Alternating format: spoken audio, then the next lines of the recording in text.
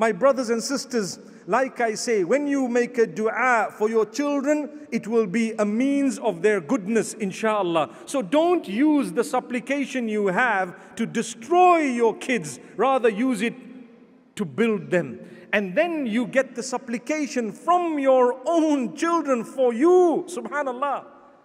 I would love it if my children made dua for me on a daily basis. And then we have those parents who've passed on. If you have a mother or a father who's passed away, number one, I want to give you some good news. For those of you who are orphans or who grew up as orphans, I want to tell you the chances of Allah loving you are greater than those who are not orphans, based on the fact that the most beloved unto Allah himself was an orphan.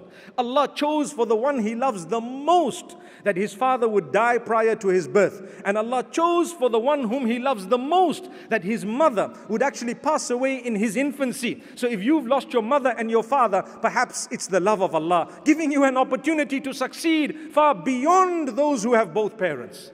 Subhanallah. Subhanallah. You thought of that?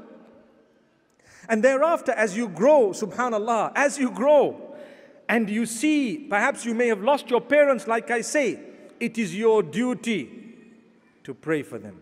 The most powerful gift you can give a deceased parent is the simplest thing, not complicated. Not complicated. When people say, my father passed away, what's the best thing I could do to help him? The answer is the simplest thing, but shaitan comes to you and says, no, that's too simple. I don't think it's going to work. Why? If I were to ask you, what do you think is the best thing that would help your father or your mother who's passed away? You probably would come up with a list of very, very difficult things.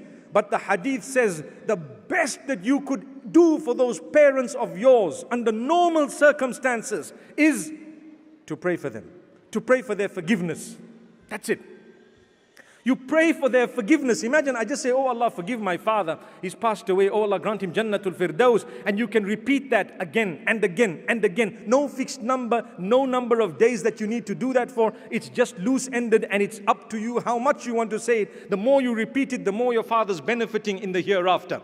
What to do? Just to pray for them. Just to ask Allah's forgiveness for them. To ask Allah to have mercy on them. To grant them Jannah, etc., etc. That is the best thing you could ever do for those folks of yours who've passed on. But people say, are you sure? Just that? Yes. The problem with us, we're not used to supplicating, calling out to Allah. Allah makes it simple for us. The easiest thing is the most beneficial thing. But we want to think of complicated things. I remember a certain brother tell me, I heard that there's a certain type of grass in Brazil. If I were to get it and put it on my father's grave, perhaps Allah will give him Jannah. I said, my brother, you'd rather have taken him and put him in Brazil if that was true. Allahu Akbar, I wonder where people come up with all this thing. May Allah subhanahu wa ta'ala grant us ease. Perhaps that father was into football. Allah knows. But my brothers and sisters, getting more serious, look at it. You want your parents to be happy after death.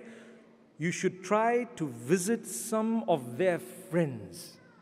And try perhaps once in a while to inquire about some of the friends that they had when they were alive. The Prophet ﷺ has taught us this. Perhaps visit the old man your dad used to visit before he had passed away. And if you visit the old man, what will happen? You remember your father, you pray for your father, and you're actually doing a good deed that your dad had started off and he taught you. And then you will have your children do the same one day.